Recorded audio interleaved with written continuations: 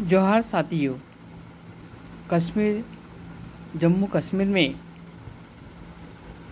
दिनांक 10 और 11 जून को ऑल इंडिया राइटर्स कॉन्फ्रेंस हो रही है और इस कॉन्फ्रेंस के लिए जम्मू कश्मीर यूनिवर्सिटी और झारखंड की हमारी सुप्रसिद्ध लेखिका वंदना टेटी जी इनका सहयोग है।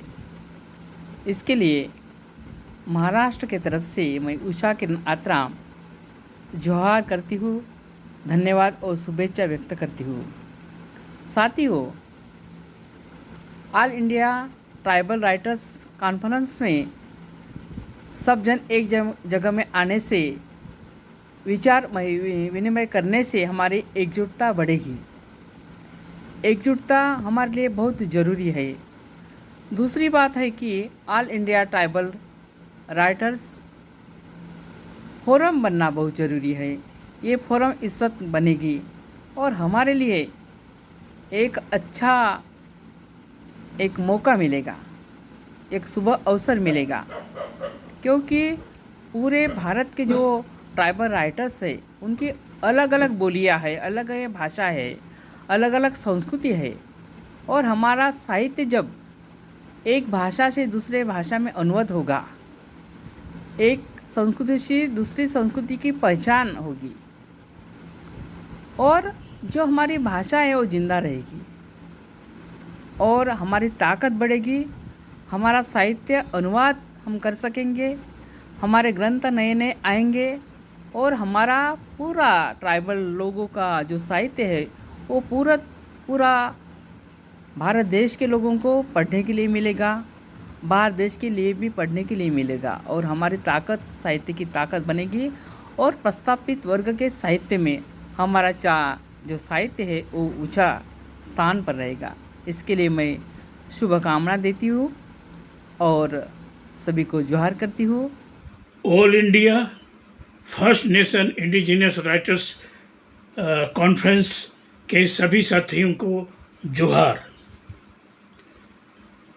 जम्मू कश्मीर के भदरवा में आयोजित इंडिजिनस राइटर्स कॉन्फ्रेंस एक महत्वपूर्ण घटना है। मैं सभी साथियों का हार्दिक अभिनंदन करना चाहूँगा। अफसोस है कि मैं स्वयं व्यक्तिगत कारणों से इस कॉन्फ्रेंस में शामिल नहीं हो पाया, लेकिन मेरी हार्दिक शुभकामनाएं इस कार्यक्रम की सफलता के लिए है और मैं मेरी शुभकामनाएं आपको प्रेषित करता हूं। मुझे उम्मीद है प्रथम बार आयोजित इस इंडिजिनस राइटर्स कॉन्फ्रेंस के माध्यम से आदिवासी लेखकों को एक नई पहचान मिलेगी और हमें एक महत्वपूर्ण सफलता मिलेगी। उम्मीद है यह कॉन्फ्रेंस जो अपने में अनूठा है हमारे लिए लाभदायक सिद्ध होगा।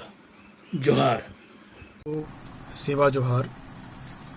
10-11 जून को इस मुल्क के सबसे सुंदर हिस्से भदरवा में जान मोहम्मद हकीम भाई के सहयोग और झारखंडी भाषा साहित्य अखाड़ा के संयोजन से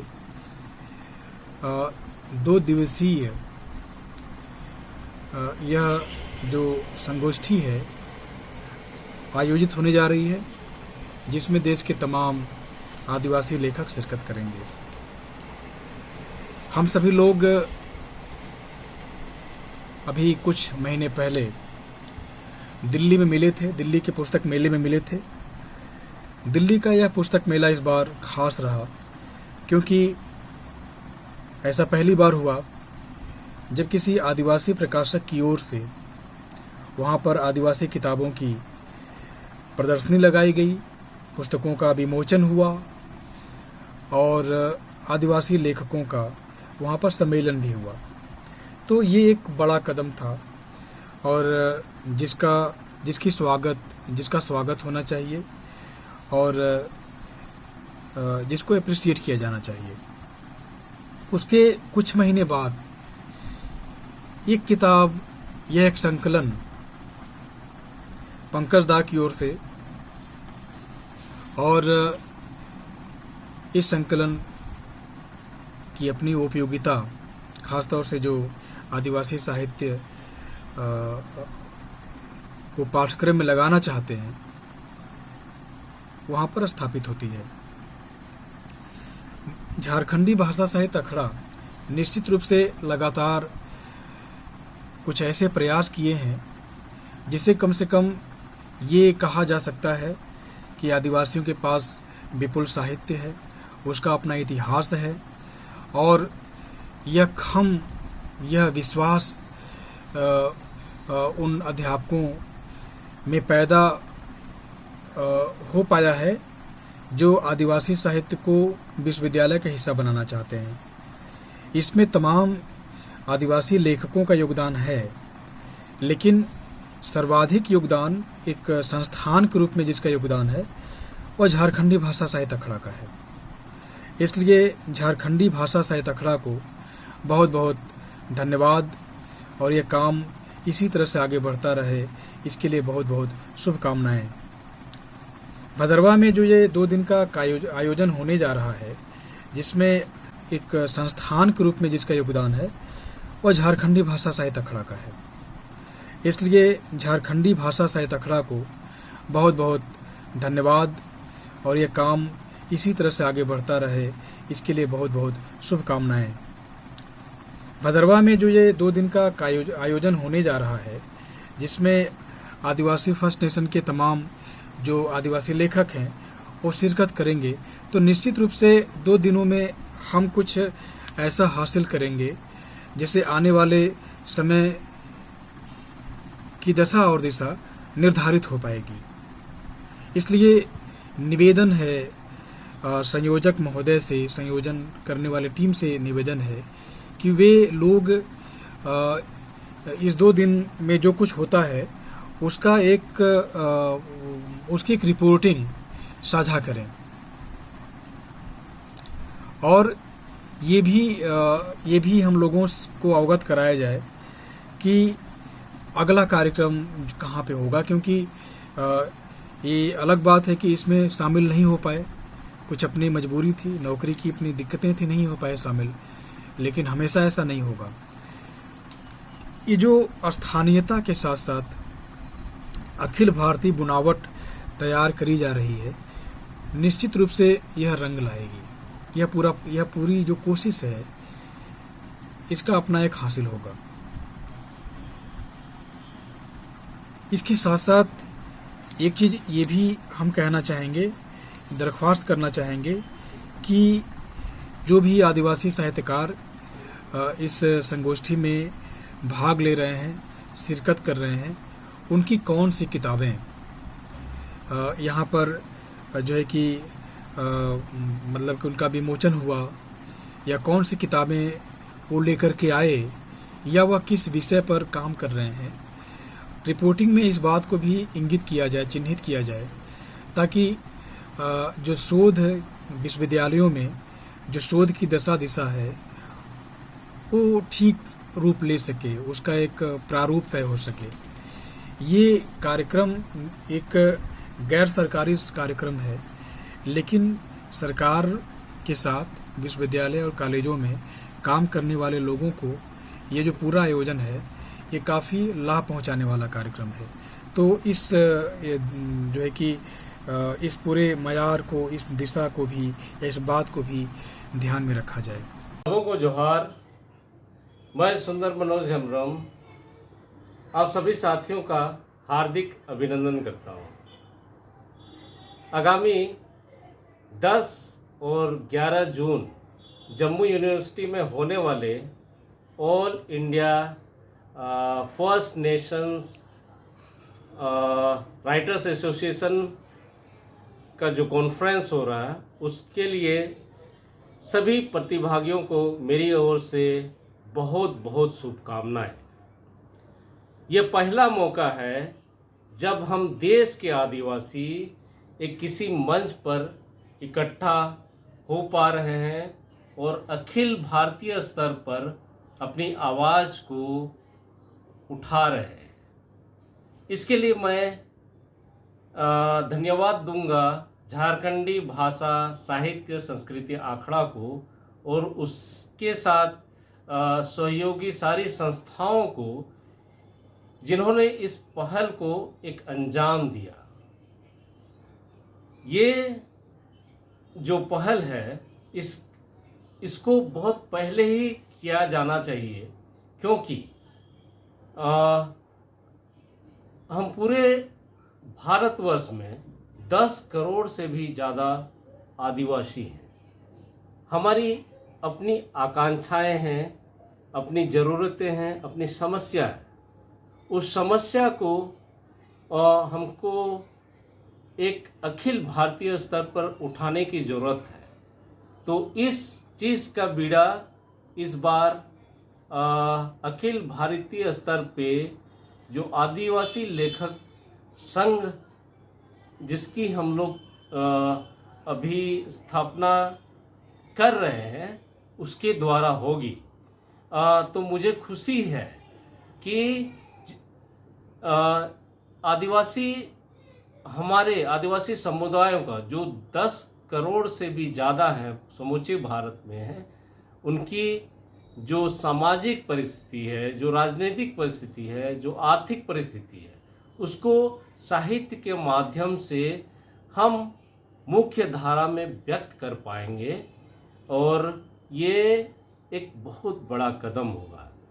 इसलिए मैं सभी साथियों का बहुत बहुत आभार व्यक्त करता हूँ और मुझे बहुत प्रसन्नता है कि हम लोगों ने इस चीज़ को कर पाया और आगामी दिनों में इसका फल भी हमें दिखेगा। तो इसी के साथ सारी शुभकामनाओं के साथ मैं कॉन्फ्रेंस में उपस्थित सभी प्रतिभागियों के प्रति अपना शुभकामनाएं व्यक्त करता हूं और अपना बात यहीं ख़त्म करता हूं। सभी को जोहार। जोहार, सवारो, नमस्कार। मैं डॉक्टर शोभा लिंबू कालिम्पोंग से हूँ।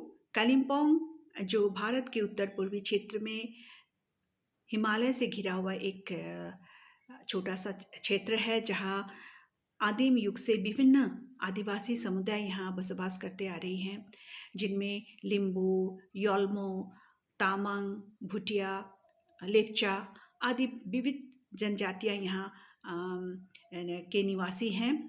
और उन्हीं आदिवासी समुदाय में मैं लिम्बू समुदाय से हूँ और आज मैं इसी समुदाय के विषय में थोड़ा सा संक्षिप्त आप सबसे परिचय करवाना चाहूँगी, क्योंकि वीडियो के मार्फत विस्तार से कहना बहुत ही मुश्किल है। इसीलिए मैं जस्ट एक अपने समुदाय के विषय में एक छोटा सा मैसेज देना चाहूँगी। सर्वप्रथम मैं all India first national tribal writer conference Bhaderwah Jammu Kashmir में उपस्थित सभी प्रतिभागियों को, जितने भी वरिष्ठ युवा साहित्यकार, लेखक, प्रतिभागी आए हुए हैं, सभी को बहुत बहुत बधाई और शुभकामनाएं देना चाहती हूँ। और विशेष करके इस कॉन्फ्रेंस के जो आयोजक मंडली है, उनके प्रति तो मैं बहुत बहुत धन्यवादी हूँ, क्योंकि उन्होंने जो एक महत्वपूर्ण जो पहल जो उठाया है, यह कोई मामूली काम नहीं है, बहुत साहस का काम है। और उन्होंने जो एक हमारे पूरे देश के, हमारे पूरे भारत के विभिन्न राज्यों से जो एक राइटर्स मीट करवाने की जो कोशिश की है, ये बहुत ही सराहनीय है। और मुझे आशा है कि इस कॉन्फ्रेंस के माध्यम से, जिस उद्देश्य से यह कॉन्फ्रेंस किया गया है, वो अवश्य ही कुछ न कुछ एक कंक्लूजन में आप पहुँचेंगे। आप सभी, हमारी जो समस्या है, हमारी जो क्राइसिस है, सभी कुछ न कुछ इसका निचोड़ तो निकल ही पाएगा। और विशेष करके मैं खेद प्रकट करना चाहती हूँ कि मैं कुछ विशेष कारणों से मैं इस कॉन्फ्रेंस में उपस्थित नहीं हो पाई। और मैं चाहती थी कि इस कॉन्फ्रेंस में उपस्थित होकर आप सबों से के साथ मिलकर मैं अपनी जो भी हमारे इस क्षेत्र के जितने भी हमारे आदिवासी भाई बहन हैं हमारे को परिचित करवाऊं, आप लोगों से रूबरू कराऊं हमारे यहाँ की जो पहचान है, हमारे यहाँ की जो इतिहास है, हमारे यहाँ की जो साहित्य संस्कृति से है, उनसे आप सब के साथ साझा कर सकूं। पर कोई बात नहीं, मैं अगले कोई कॉन्फ्रेंस में, अगले साल कोई कॉन्फ्रेंस में मैं अवश्य आप लोगों से मिलने के लिए उपस्थित रहूँगी। और इतना कहते हुए मैं सर्वप्रथम मैं कहना चाहूँगी कि कोई भी भाषा किसी भी सभ्यता, संस्कृति तथा उसके रहन सहन की पहचान कराती है। अगर भाषा संस्कृति न रहे तो इसके बारे में जानना कठिन ही नहीं बल्कि असंभव है, क्योंकि उस विशेष समुदाय के भाषा संस्कृति में ही हमारे देश की, राष्ट्र की वह बहुमूल्य इतिहास छुपा हुआ है। आज हमारे पौराणिक जितने भी प्राचीन लोकगीत है, लोक नृत्य है, लोक संगीत है, लोक कथा है, वही हमारा पहचान, सभ्यता, इतिहास हमारी उन विधाओं में जुड़ी हुई है। और मैं आज अपनी जो क्षेत्रीय लिंबू समुदाय के विषय में मैंने कुछ आपसे संक्षिप्त में आपको परिचय करवाऊंगी। पर अगर हम देखें तो आज के जो इस लोकतंत्र के सर्वांगीण विकास के लिए विभिन्न भाषाओं का समृद्ध होना बहुत जरूरी है। और तभी हम भाषाओं के माध्यम से ही देश के एक क्षेत्र से दूसरे क्षेत्र के लोगों तक पहुंच सकते हैं, उन्हें करीब से समझ और पहचान सकते हैं। हमारे भारत में ऐसे कई समुदाय हैं जिनकी भाषा को सही तरीके से समझा नहीं गया है, पहचाना नहीं गया है, उन्हें इतिहास में उन्हें जगह नहीं दी गई है। तो भाषा को अगर हम महत्व देते हैं तो उस समुदाय को भी हम अपने आप से, अगर हम भाषा को महत्व नहीं देते हैं तो हम उस समुदाय को अपने से अलग कर रखते हैं, ठीक तरह से हम उसे पोषित नहीं कर पा रहे हैं। तो इसीलिए किसी भी देश की अखंडता को बनाए रखनी है तो भाषा ही वह सर्वोत्तम माध्यम है जिससे हम एक दूसरे से जुड़ सकते हैं, ताकि वे अपना परिचय या पहचान दे सके।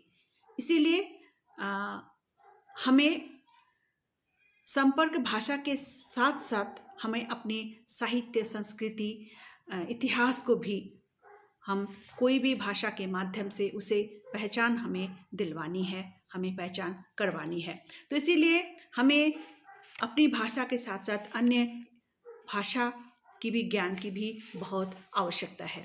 तो आज मैं जो अपने लिंबू समुदाय, लिंबू आदिवासी जो भाषा है, लिंबू समुदाय के विषय में थोड़ा सा मैं संक्षेप में परिचय देना चाहती हूँ। ये जो लिंबू जो आदिवासी है, ये बहुत ही प्राचीनतम और आदिम जाति में से एक है और ये तिब्बती वर्मी परिवार से है।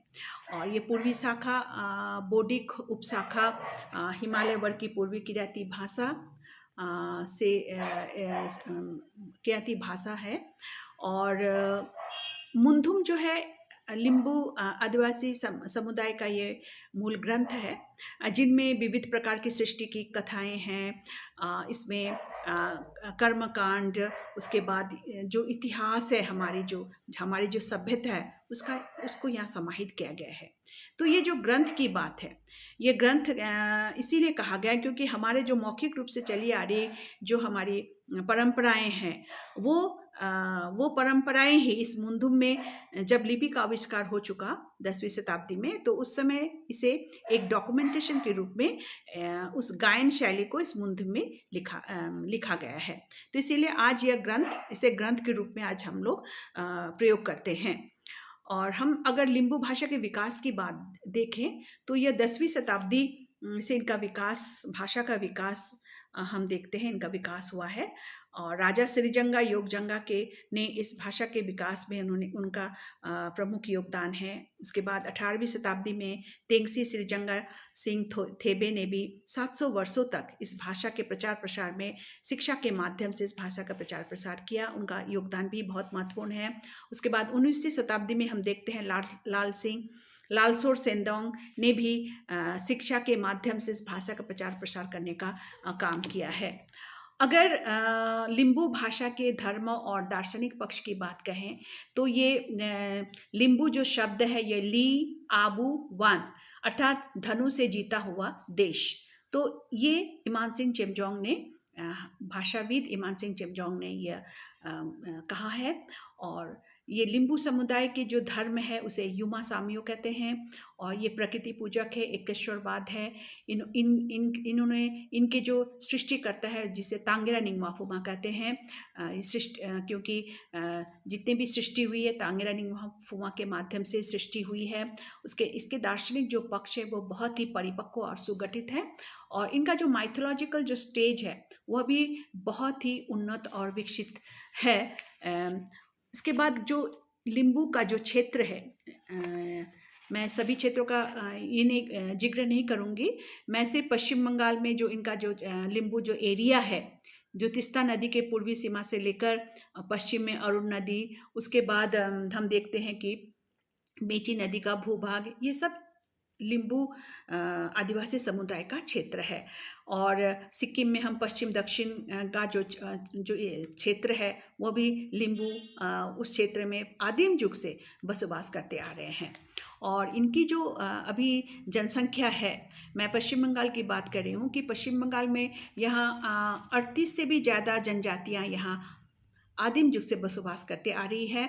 और अभी पूरे जितनी भी जनसंख्या है उसके 2% भाग ही आदिवासी हैं और अन्य कई ऐसे आदिवासी हैं जिनको मान्यता नहीं मिली है जनगणना अनुसार एज अ ट्राइब के रूप में, और उन्हें 8वीं अनुसूची में भी उन्हें अंतर्भुक्त नहीं किया गया है। ऐसी बहुत सारी आदिवासी जातियां हैं जिन्हें मान्यता नहीं मिली है और मान्यता न मिलने के कारण ये आदिवासी जितनी भी सहूलियत है उनसे ये सब वंचित है।